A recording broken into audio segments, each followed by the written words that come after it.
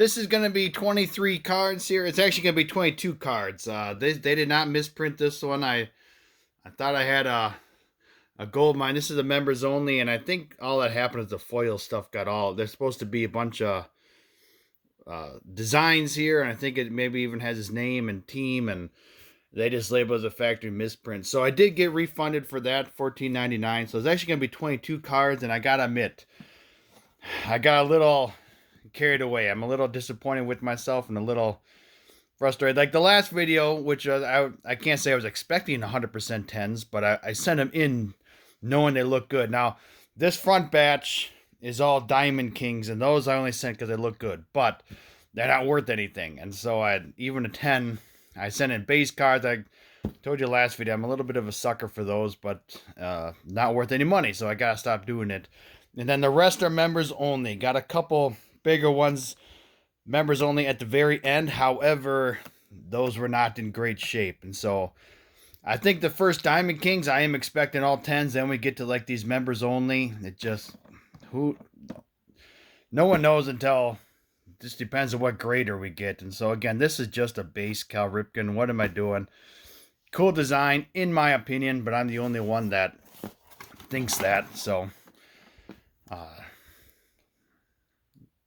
very good. I just thought they looked too cool, looked too good. I am expecting 10s on these, and I don't know, there's got to be an idiot bigger than me that wants these in Gem Mint 10s. Maybe it'll give me 35 bucks, so I'll scrape by with the profit, and I guess if clean sweep on 10s. But man, if you get a 9 on those, you're talking like $5. And so hey, these again did I only sent them in that they look good, but I can't say I'm expecting 10s on these. And I have a few of these listed from before. I'm getting some interest. I don't know how many people out there looking for 95 members only hockey, but some interest in there. I probably have them too high, but I'm also the only one with them. So as Martin says, you got to go through me to get them. A lot of these are pop ones, if not, less than 5 on some of these. And these are just the base cards, but there's not many of these sets made, in addition to not many of them graded. And so really, truly, just to find the set itself, that's a cool picture, isn't it?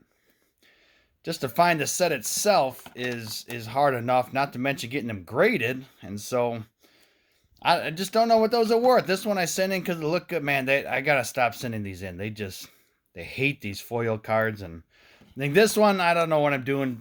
This is just, again, a whole bunch of mistakes. I was just hoping for a 10, and I know better. Oh, I forgot I had this other Diamond Kings. I just sent it in because this Ohtani looked good. And that'll work. That'll work. That's a second year, third year card maybe. And this guy, people like this guy. I don't really know much about him, but that's a rookie card if I remember correctly. And whenever I sell the base card of that, it sells. Now these are actually quite expensive, both of them, but they definitely had corner issues. And so I'm a little nervous of how bad these are going to get graded. I do think it probably deserves that, but I don't know if selling them raw is better. Man, I was hoping for a 9, but that's probably deserved. Now this one I sent in because it looked really good, and I think I sold the 10 recently for a decent amount of money. That looked good. And the Ken Griffey Jr., even in a 9, is 150 bucks. This members only version, and so we shall see what happens. That probably is deserving. I was fearing they'd give an 8 with ticky-tacky stuff, but can't complain with that. All in all, was 23. I had to admit I was expecting worse, but even with some of those Diamond Kings 10s, man, I got to stop doing that because they're not worth much. But thank you for watching. Thank you.